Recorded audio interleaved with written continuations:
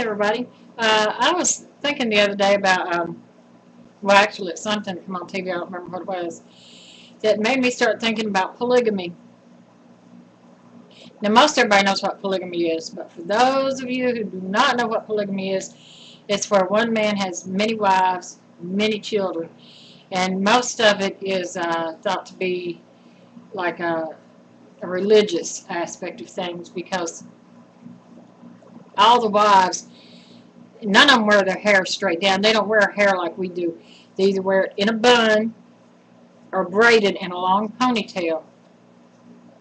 They don't cut their hair. They don't wear makeup. And they don't wear pants.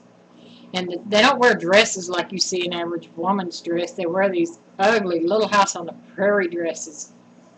That's what they dress their daughters in. And there's many wives to one man. Now, okay, so a man's going to be a man, they say. That's not true in every case. There's some dogs out there that's going to be dogs, and a polygamous man is one of them, who wants to have all these wives, be surrounded by all these wives. All right, say I understood that. Why do they have to be so god ugly? I mean, they all look homely. And as a woman myself, I think a woman should take pride in her appearance. And these women just, they don't really take a whole lot of pride in themselves. They can't have much self-esteem if all of them is going to share a man. And then all of them have children by the same man, then they all act as mothers to all these children. I worked with a woman, she hadn't worked there in several years, but I worked with a woman that was actually from another country. She was an older woman. And she had let it be known that her husband, well, her husband is deceased, but that her husband had many wives. And I asked her about that one time. I said, I don't see how you do it. How do you do it? You know, how can you share your husband? And no, she didn't like it. She did not like the fact that her husband had other wives and other children. But the way she put it, she said that she was the head wife. She said she was the oldest one. She was the first wife, and she was head of all the wives and the children. Everybody looked up to her, and she basically decided who did what with him and when. And she basically told him what to do. But she really acted like she didn't like to talk about it too much, because apparently she wasn't happy with it. Why do these women do this? I mean, and then to teach your daughters that that's the way it's supposed to be.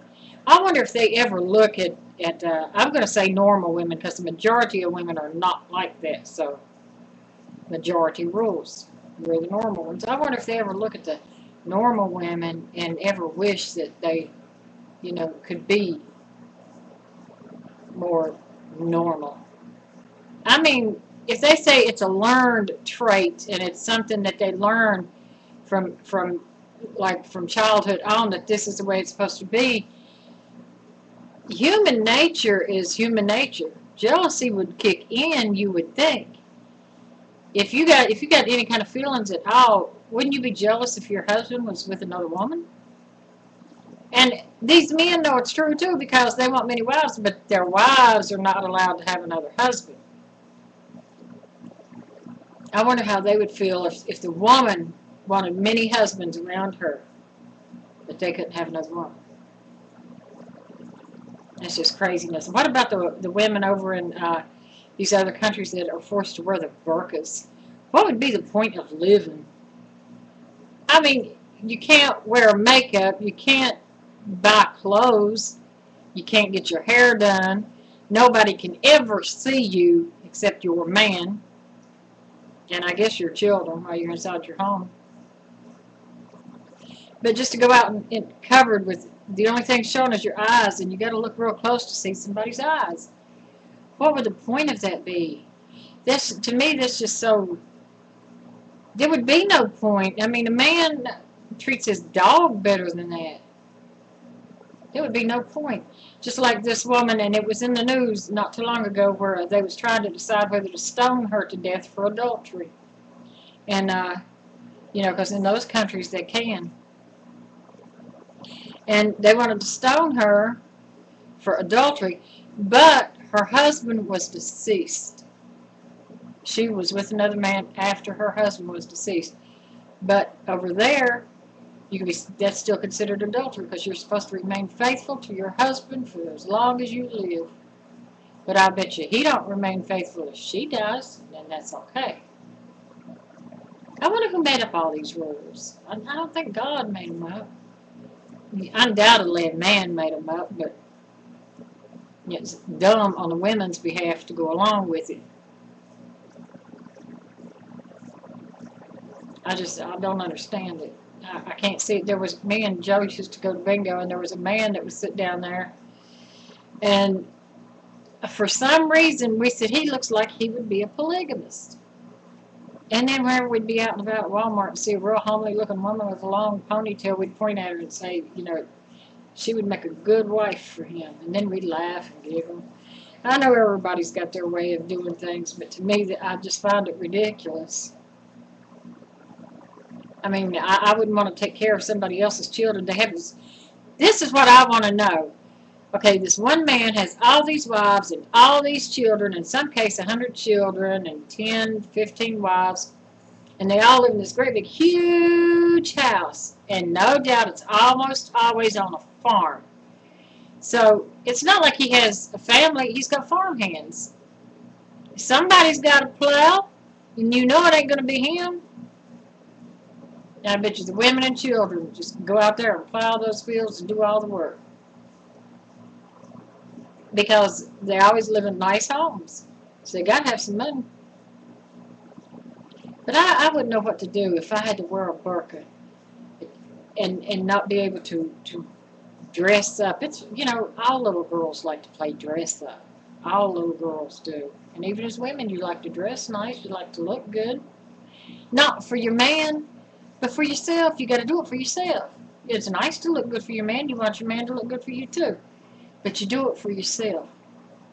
And I just don't think I would have any fun in that kind of lifestyle. It just would not be worth living to me.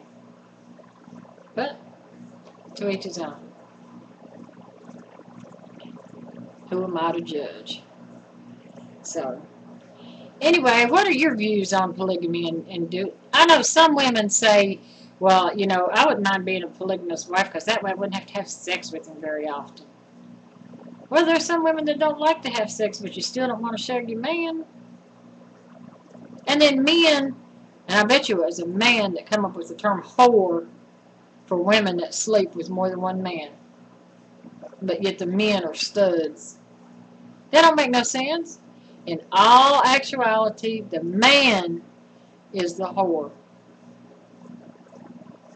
And they would dispute you. I mean, they'll dispute that to the end, but it's true.